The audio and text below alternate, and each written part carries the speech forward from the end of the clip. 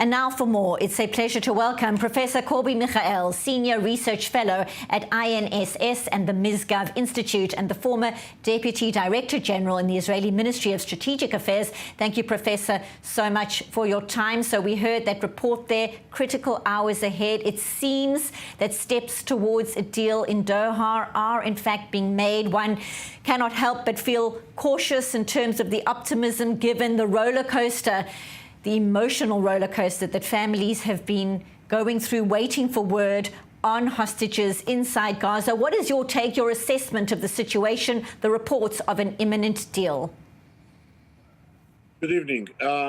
We are in the money time. This is probably the last turn in a very long way with Hamas.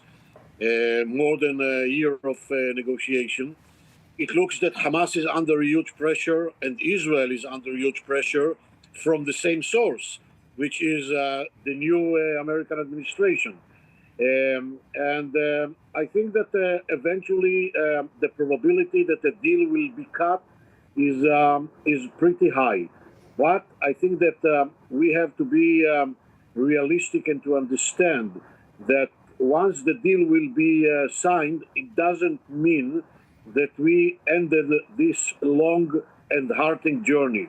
We have to take into consideration that Hamas will need time to reach to all the alive hostages because they don't have full control, and I'm not sure that they know exactly where are all the alive hostages are in the Gaza Strip.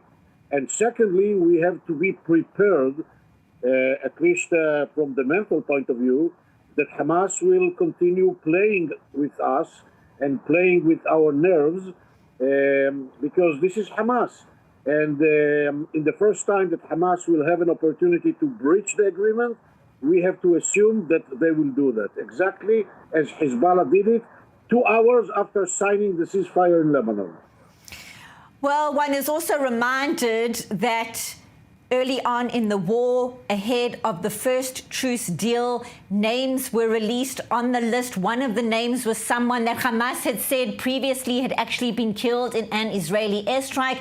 That proved later not to be the case. It was Hana Katsir, who in fact came home in that first deal.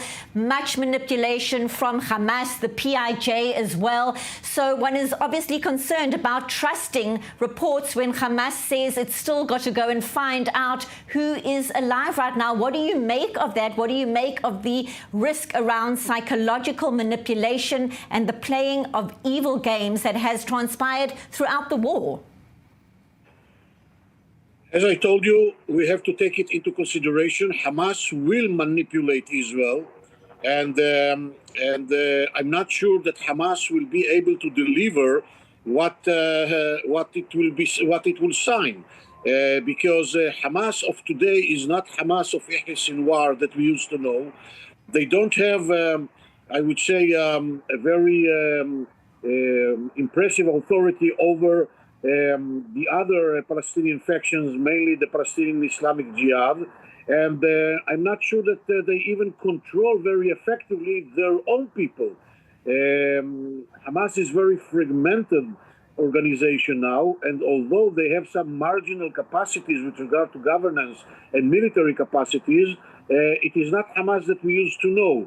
And basically, as I said before, Hamas is well experienced in manipulating the Israeli side, and therefore I think that we have to be prepared in advance to tackle these manipulations, not to enable Hamas to manipulate us. And I think that we have to be very tough in this regard and to be able to react immediately when we will meet the first trial of Hamas to manipulate us. From a security perspective, very briefly, in terms of a deal, your concerns right now, what's at stake? Very briefly, please. We have to assume that Hamas will make all the utmost efforts in order to reconstitute themselves militarily. And we have to build our capacities from the intelligence point of view and the operational point of view in order to be able to mow the grass on a constant basis. This is going to be the reality in the years to come. Professor Kobi Michael, we always appreciate your insights. The nation waiting to see if there is, in fact, a concrete deal. Crucial hours ahead. Thank you, as always, for your time. Appreciate your insights. Thank you for being with us on I24 News. Thanks very much.